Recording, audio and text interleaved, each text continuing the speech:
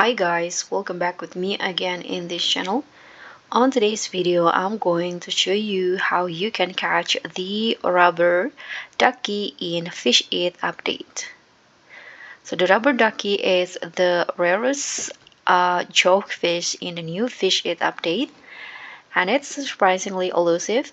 And it doesn't spawn in the deep sea, it likes to hide in the most unexpected places. And in here, I'm going to show you the spot to hook this squeaky little legends.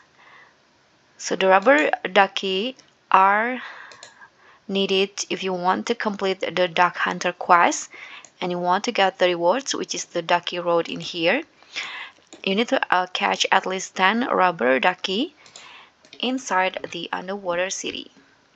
So for the location, you can just actually fish in anywhere inside the underwater city, but for me, this is my spot where I got the rubber ducky.